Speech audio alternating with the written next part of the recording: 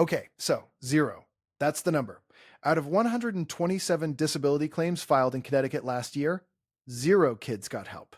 Not one. And the woman in charge of the office that's supposed to help them just sat in front of Congress and said, you know, things are actually getting better. That's Linda McMahon. And what you're about to watch is Senator Chris Murphy walking her through it piece by piece. The fired attorneys, the shutdown field offices, a 35% budget cut she literally tries to deny on camera.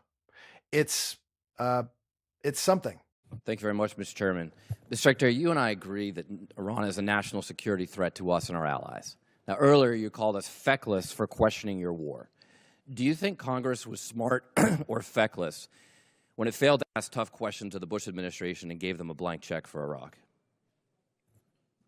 Well, if you're trying to compare this war to the Iraq I'm just asking war, you, do you think it was smart smart or the feckless? first one to call a stupid war, then it's a false comparison. Okay, well, probably a good idea to ask tough questions. So let me just ask you a few questions. Did you advise the President that we should attack Iran?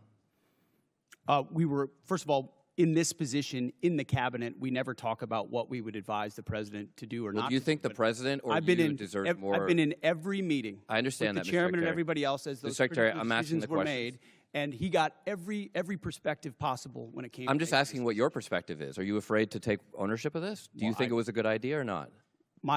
As I've consulted the President, do I think it's a good idea to confront a nuclear bomb To start this in the war. hands of the?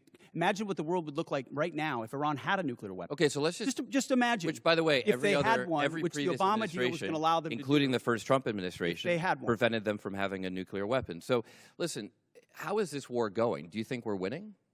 Militarily on the battlefield, it's been an astounding military success. No, but are we winning the war?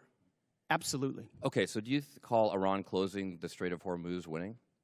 Well, I would say the blockade that we hold that doesn't allow anything to come in or out of Iranian ports, which is always we've blockaded their blockade. Use. So they blockaded us, and then we blockaded their blockade. That's like saying, tag, you're it. Or, you know, if President Madison had said, well, the British just burned down Washington, but don't worry, we're going to burn it down as well. Chairman Kaine, did the military have plans for the idea that Iran might blockade the Strait? Sure. Thanks for the question.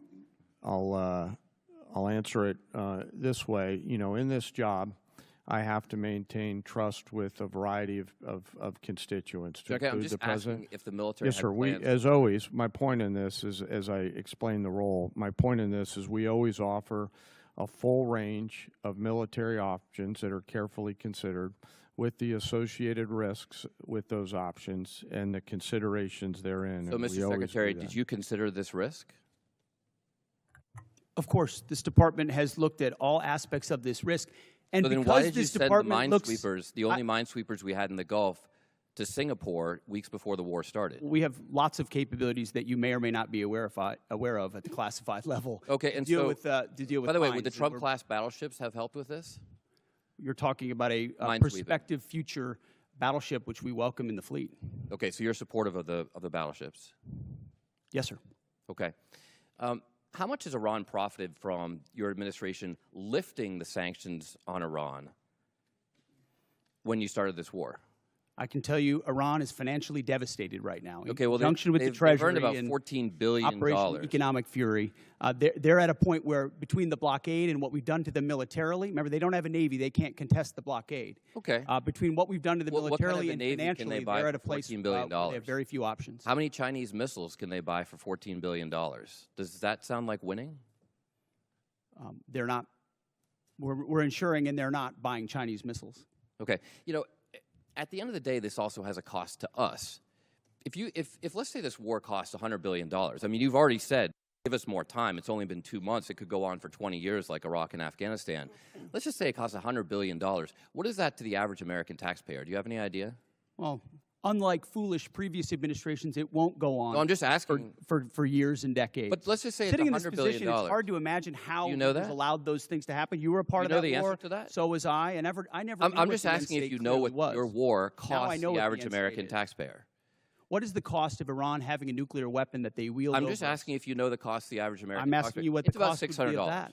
So for the American taxpayers out there, my constituents, some of the constituents you wanted to represent in Minnesota, I'm just wondering if they have an extra $600 lying around to pay for your war. I think that's just a question that we ought to ask. Now, quickly, on March 13th in a press conference, you said, we will give them no quarter, no mercy. In order for no quarter or no survivors is a war crime under the Geneva Conventions. You understand that's murder. Do you stand by that statement? The Department of War fights to win, and we ensure that our warfighters have the rules of engagement necessary to be as effective as humanly possible. Okay, so just to be clear, you called Democratic members of Congress to be tried for sedition for reminding our troops to follow the law. But when you tell them to commit a war crime, you stand by yourself. For insinuating that the laws that we're giving them are unlawful. Time's expired. Chair now recognizes the gentleman from Tennessee, Dr. All right, take a breath. Let's talk about what just happened, because this was something. The moment that should be everywhere is the no quarter exchange. March 13th press conference, Hegseth says the words on camera. We will give them no quarter, no mercy. Now, no quarter has a specific legal meaning. It means leaving no survivors, taking no prisoners. The Geneva Conventions and the Hague Regulations both prohibit it. It's been a war crime since 1907. So when Moulton asked him point blank, do you stand by that statement? This was the layup. Just say I misspoke. He didn't take it. And here's the thing the headline gets right, but soft pedals. This isn't just bravado. When the Secretary of Defense goes on camera and orders no quarter, that's not a slogan. That's a directive that travels down a chain of command to 19-year-olds with rifles. And then those 19-year-olds are the ones who end up in front of a tribunal. Not him. Hegseth doesn't go to The Hague. The kid from Ohio does. Now let's talk about the money. Because this part is, it's almost funny if you don't think about it too hard. Moulton lays out a hypothetical. Let's say this war costs $100 billion. What does that mean for the average American taxpayer? Hegseth's response? He doesn't know.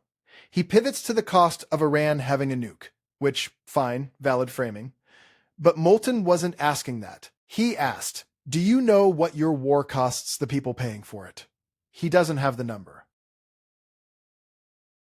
$600, that's the number. Per taxpayer, that's a car payment. That's a week of groceries for a family of 4.